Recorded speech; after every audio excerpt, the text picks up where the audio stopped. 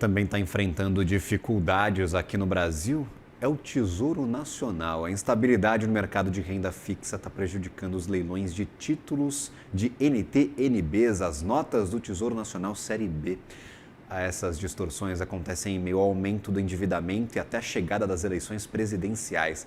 Cenário que a gente discute com Lucinda Pinto, nossa editora de economia, que está aqui conosco. Bem-vinda, minha cara, uma ótima tarde. Obrigada, Gabriel. Boa tarde a todos. Taxa não é só problema, porque taxa alta a gente já viu muitas e muitas vezes aqui para o Tesouro. Inclusive, queria até trazer um gráfico que para a gente ilustrar como é que está a nota de 2032, que chegou nos patamares bem absurdos, assim, acima de 8%. Gráfico que mostra que a gente está num dos piores patamares desses últimos 12 meses. Lucinda, esse aqui é um dos reflexos, mas não é todo o problema que o Tesouro Nacional tem por conta dessas emissões? Pois é, o Tesouro está realmente vivendo uma fase bem complexa para fazer essa rolagem da dívida, que obviamente, em grande medida, tem a ver com esse juro muito alto, esse prêmio de risco que o mercado está exigindo. Qual que é o problema? NTN-B são títulos de longo prazo. Então, e o mercado vive um momento de bastante instabilidade e isso explica esse juro real, porque a NTN-B paga a variação do IPCA mais um juro prefixado, né? E essa taxa prefixada, ela está operando ali, como você vai mostrar, acima de 8% ao ano. Isso não é de hoje, isso vem acontecendo já há algumas semanas.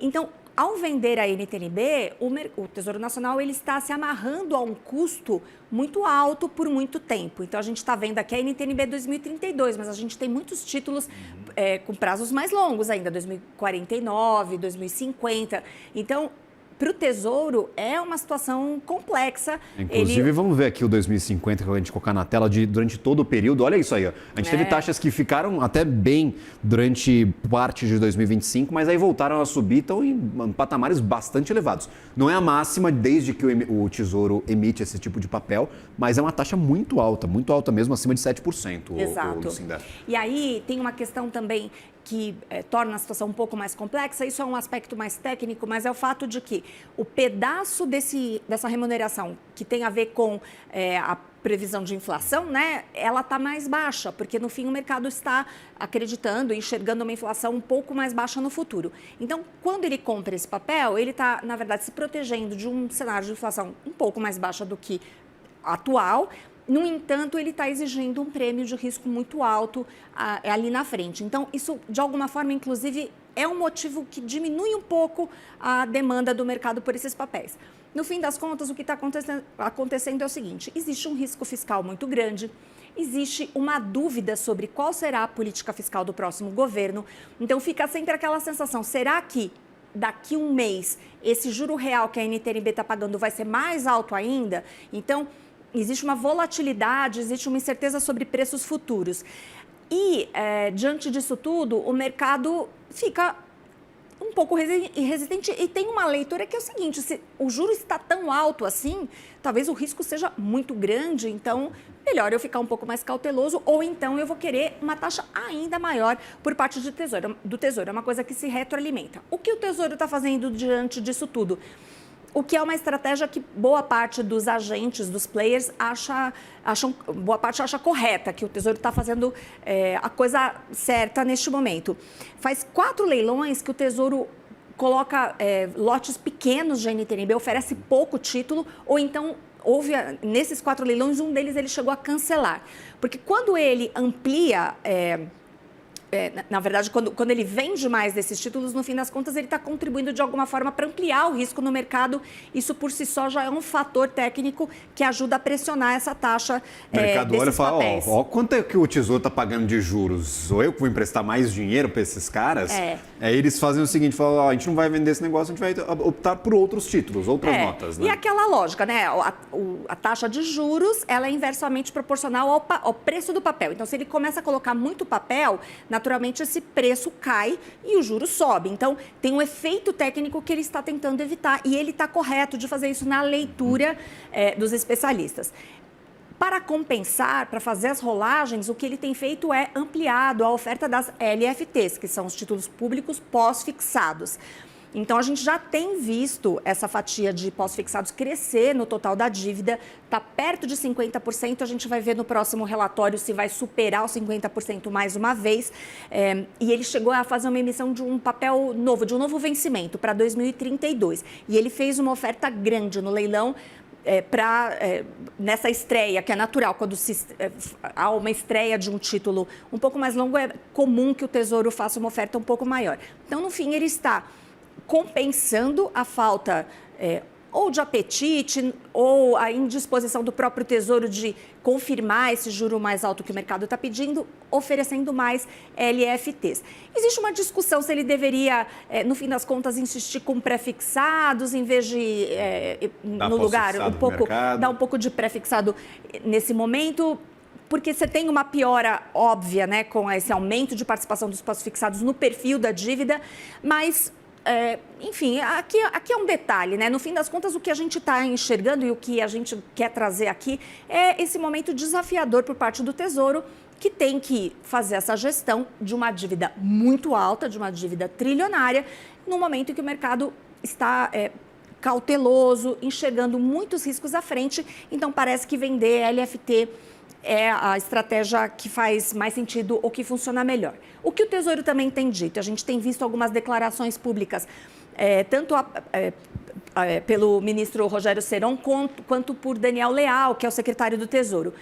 Existem algumas questões. Uma possibilidade de uma intervenção do Tesouro no mercado, recomprando títulos, né? Eles têm usado um pouco essa narrativa para trazer alguma calma ao mercado. No fim, o que ele está dizendo é o seguinte: olha, se a coisa chegar numa situação insustentável, a gente observar uma falta de compradores, se a coisa ficar disfuncional, então o Tesouro tem disposição para voltar a intervir. Eles já fizeram isso este ano. O mercado não acha que é o caso. O mercado não acha que não haja compradores. O mercado acha que há compradores a determinado preço, não há comprador a qualquer preço. Querem cobrar o que eles querem. Que é diferente de quando você tem disfuncionalidade, que é quando ninguém quer comprar, ninguém quer vender, o mercado fica travado e isso gera uma distorção, uma falta de liquidez que distorce os preços. Na leitura dos players, de quem opera nesse mercado, isso não está acontecendo. Então, não haveria razão para o Tesouro intervir, seja como for, o Tesouro se colocando nessa posição de que se precisar farei uma intervenção, isso acalma um pouco o mercado. Não resolve o problema, mas traz algum alívio. E a segunda coisa que o Daniel Leal trouxe numa entrevista que ele concedeu ao jornal Valor Econômico é essa questão que, de fato, ela é pertinente e preocupante, que é dos títulos isentos, que representam uma concorrência já há muito tempo para os papéis do Tesouro Nacional. Já houve ali um movimento no sentido de mudar a regra para esses títulos, de que se inicie, então, uma tributação para esses papéis. Isso não avançou, isso não se confirmou do jeito que se pretendia. Então, você tem ali LCIs, LCAs, CRIs, CRAs e os títulos de... As debêntures incentivadas, que representam, eu não tenho o número mais recente, mas certamente CRI, CRA, LCI e LCA já superaram a casa de R$1,5 trilhão de estoque. A gente está falando que NTNB é algo como 2,5 trilhões. Aqui, algum número depois da vírgula me escapa, mas Perfeito. É essa ordem de grandeza. Então, é uma distorção. De fato, o próprio mercado vê nessa questão uma meia entrada, no fim das contas. E quando você tem uma meia entrada, alguém está pagando uma entrada inteira mais cara. Então, isso ajuda a explicar o juro muito alto, sim.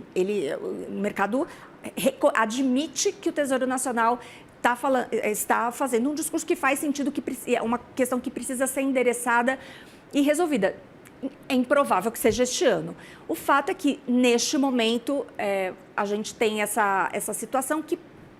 A verdade é que, assim, os juros passaram das NTNBs, superaram a casa dos 8%, por causa da dúvida fiscal mesmo, por causa do aumento de gastos. Não é por conta da CRI e da CRA que não pagam imposto, porque elas já não pagam imposto há muito tempo. Muito tempo, né, Lucinda? As incentivadas talvez tenham levado o juro real acima dos 6% em algum momento, mas acho que acima dos 8% é esse cenário fiscal que a gente está vivendo.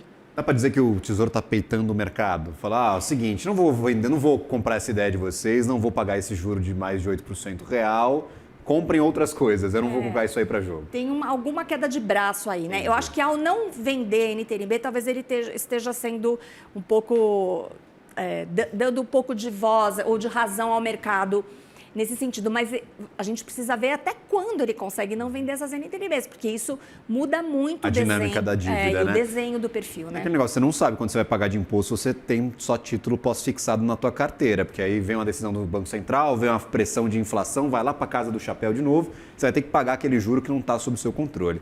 Lucinda Pinto, minha cara, até uma próxima. Obrigado pelas explicações aqui para nossa audiência. Obrigada, Gabriel. Boa tarde. Valeu, ótima tarde.